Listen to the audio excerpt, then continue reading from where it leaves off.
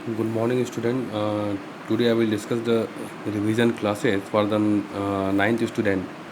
Lecture number 2 में हम लोग देखेंगे स्पीड के बारे में। कॉन्सेप्ट ऑफ द स्पीड क्या होती है।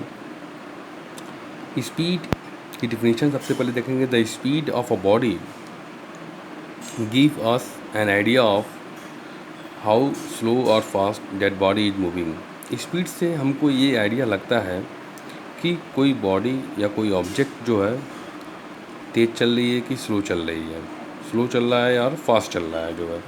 इससे हमको स्पीड से ये जानकारी होती है। जैसे कोई गाड़ी, अगर कोई भी बस या कोई भी कार अगर स्लो चलती है तो बोलते हैं हम लोग उस कार की स्पीड बहुत कम है। अगर वो बहुत तेज़ चलती है तो कहते हैं कि उस कार की स्पीड जो है वो बहुत ज़्यादा है जो है। तो स्पीड से ही हमको जानकारी मिल जाती है कि कोई बॉडी जो है वो कितनी तेज़ चल रही है या कितनी स्लो चल रही है।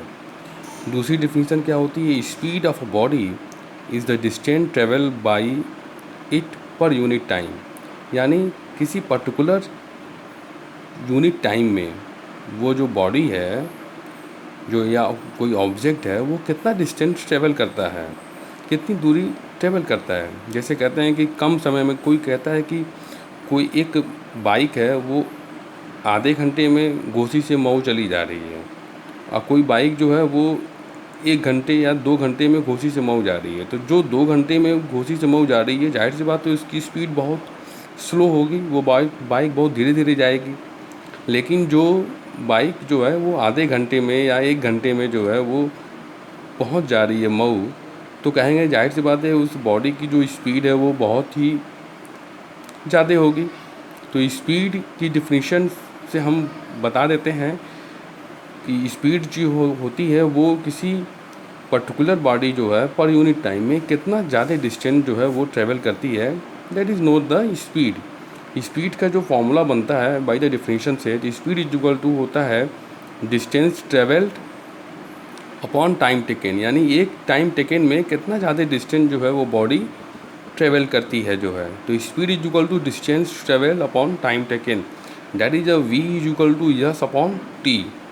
v is equal to s upon t, that is the speed is equal to distance travel upon time taken जो है। अब बात आते हैं हम लोग एवरेज स्पीड की। तो एवरेज स्पीड क्या होती है। स्पीड में देखेंगे, देखिए स्पीड जहाँ भी आएगा तो जाहिर सी बात है उसमें total distance upon total time ही लगेगा, यानी डिस्टेंस अपॉन टाइम हमको ही लेना है। तो एवरेज स्पीड क्या होती है। The average speed of a body is the total distance travel divided by the total time taken to cover this distance. यानी कोई भी बॉडी जो है किसी पर्टिकुलर डिस्टेंस को ट्रेवल करने में कितना ज़्यादा टाइम लेती है, यानी total distances upon total time, that is know the average speed of the body जो है।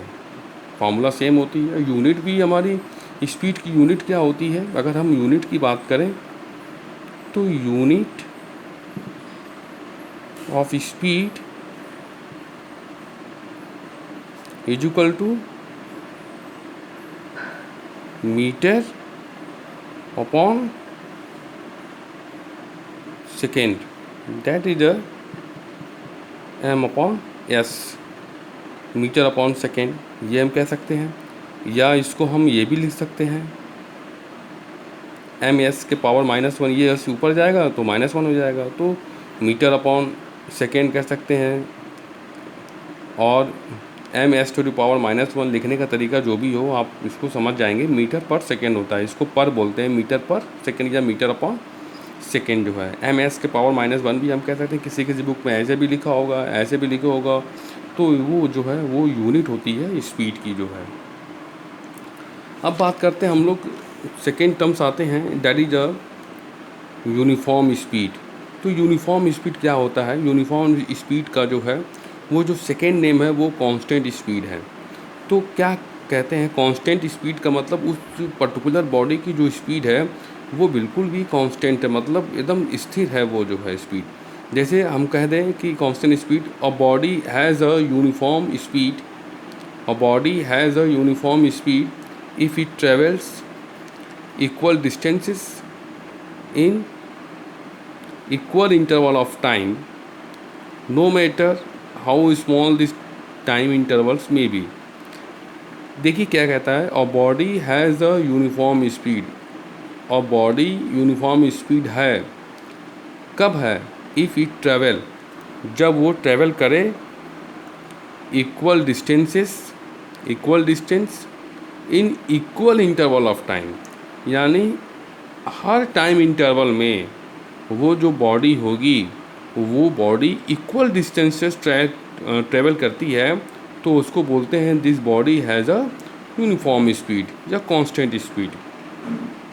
ठीक है, जैसे एक एग्ज़ाम्पल अगर हम लोग समझें, एक एग्ज़ाम्पल लेते हैं यूनिफॉर्म स्पीड में, तो ज़रा सा इसको आप देखेंगे अच्छे से। अगर हम यूनिफॉर्म स्पीड की बात करें और एक एग्ज़ाम्पल के थ्रू इसको और भी अच्छे से जो है अगर हम समझें, तो इसको आप देख सकते हैं कि क्या होती है। जैसे for example, a car is said to be uniform speed of say 60 km per hour. It travel 30 km per hour in half hour, 15 km in every quarter of an hour, 1 kilometer that is a 1/16 every second। यानी वो जो car है, car जो है वो 1 घंटे में 60 kilometre का ट्रेवल करती है, दूसरे घंटे में भी वो 60 किलोमीटर का ट्रेवल करे, तीसरे घंटे में भी वो 60 किलोमीटर का ट्रेवल करे। यानी हर 1 घंटे में वो जो कार होगी या कोई ऑब्जेक्ट होगा वो 60 किलोमीटर का डिस्टेंस ट्रेवल कर रही है, यानी उसकी स्पीड बिल्कुल भी कांस्टेंट है, ना वो तेज़ चल रही है ना स्लो चल रही, बिल्कुल एक कांस्टेंट स्पीड से, स्थिर स्पीड से वो जो बॉडी जो है, वो जो कार है वो ट्रेवल कर रही है। अगर एक कार 1 घंटे में 60 किलोमीटर ट्रेवल करती है तो आधे घंटे में वो 30 किलोमीटर का ट्रेवल करेगी। इससे ये 1 मिनट में भी हम उसके डिस्टेंसेस को कवर कर सकते हैं जो है। तो इस टाइप के मोशन को हम बोलते हैं that is a constant motion. इसमें ये बात जो है इसमें कही गई है कि ये जो बात है इसमें ये बताई गई थी कि भले ही वो जो दूरी हो बिल्कुल भी स्मॉल हो, इससे कोई फ़र्क नहीं पड़ता है, लेकिन कांस्टेंट स्पीड जो है, अगर हम कह दें कि ये कांस्टेंट स्पीड लगातार हो, मतलब ये कांस्टेंट स्पीड से हम लगातार ट्रेवल करें, तो ये पॉसिबल नहीं होगा। क्योंकि जैसे अगर अगर हम कह दें कि आपको लिटिल फ्लावर स्कूल से अगर आपको घोसी बस स्टेशन तक पहुंचना है, तो जाहिर सी बात है जहां पर आपकी सड़क बिल्कुल भी क्राउड नहीं होगा, बिल्कुल ओपन होगा, खाली होगा, वहाँ पर तो आप अपनी कांस्टेंट स्पीड से साइकिल से या बाइक से जा सकते हैं या बस से जा सकते हैं। लेकिन जहाँ अगर क्राउड है, जैसे अगर हम कह दें कि रोडवेज के पास बहुत ज़्यादा भीड़ होती है, बहुत सारे पैसेंजर्स होते हैं, तमाम तरह की गाड़ियाँ होती हैं, क्या अपनी गाड़ी जो है उसी कांस्टेंट स्पीड से लेके आ सकते हैं? ऐसा तो नहीं कर सकते हैं आप, क्योंकि करेंगे तो जाहिर सी बात है कहीं आपका एक्सीडेंट हो जाएगा। तो इसके लिए आपको ब्रेक लगानी पड़ेगी। जब ब्रेक लगाएंगे तो जाहिर सी बात है आपकी स्पीड में परिवर्तन होगा, आपकी स्पीड जो है वो कम हो जाएगी जो है। तो जाहिर सी बात है, तो इस केसेस में अगर हम कह सकते हैं कि कांस्टेंट जो स्पीड होती है वो लगातार नहीं हो सकती। हाँ, स्मॉल डिस्टेंसेस इससे ट्रेवल कर सकते हैं जो है। तो this is the important notice for the all the student. Constant speed जो है वो क्षणिक डिस्टेंसेस के लिए ट्रेवल करने के लिए होती है, कॉन्टीन्यूस हम इसको नहीं कर सकते हैं। सेकेंड टर्म्स आती है that is known as the velocity. इसको आप डिफिनीशंस को जो ये कॉपी पर आप इसको राइट डाउन भी कर सकते हैं, जो स्टूडेंट नए हों, जिनके पास है ऑलरेडी उनकी कोई बात भी नहीं है। तो वेलासिटी क्या होती है? Velocity of a body is the distances travel by it per unit time in a given direction. देखिए, वेलासिटी और स्पीड में कोई बहुत ज़्यादा फ़र्क नहीं होती है। वेलासिटी स्पीड एक ही होती है, बशर्ते स्पीड में कोई डायरेक्शन नहीं होती है। लेकिन अगर हम वेलासिटी की बात करें तो वो वेलासिटी में डायरेक्शन एक एडिशनल पॉइंट उसमें ऐड हो जाता है। तो जिसकी डिफिनीशन हो सकती है, velocity of a body is the distance travel by it per unit time in a given direction. जाहिर सी बात है, पर unit time in a given direction में अगर वो बॉडी कितनी दूरी ट्रेवल करती है, that is known is the velocity. अगर हम कह दें कि एक जो है कार है वो 2 किलोमीटर पर आवर के या 15 किलोमीटर पर आवर की स्पीड से या वेलासिटी से ईस्ट की डायरेक्शन में गई, पूरब की डायरेक्शन में गई तो जाहिर सी बात है उस कार की स्पीड भी हमको मालूम है और उसकी डायरेक्शन भी मालूम है कि वो कार जो है ईस्ट की डायरेक्शन में मूव हो रही है।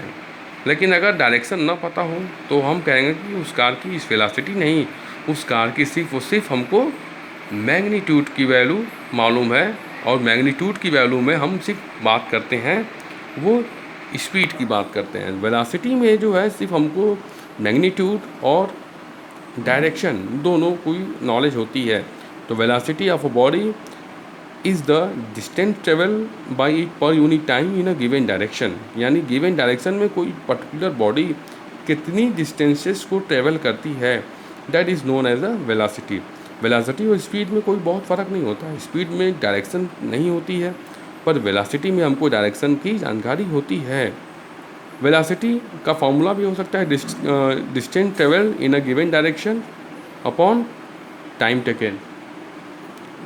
Distance travel in a given direction upon time taken, v is equal to s upon t, where v is equal to velocity of the body, s is equal to distance travelled and t for time taken। तो velocity is equal to हम बात कर सकते हैं displacement upon time taken. जो है displacement की value हम यहाँ पर कह सकते हैं, क्योंकि डिस्प्लेसमेंट जो है वो पर्टिकुलर डायरेक्शन में चली गई डिस्टेंसेस होती है।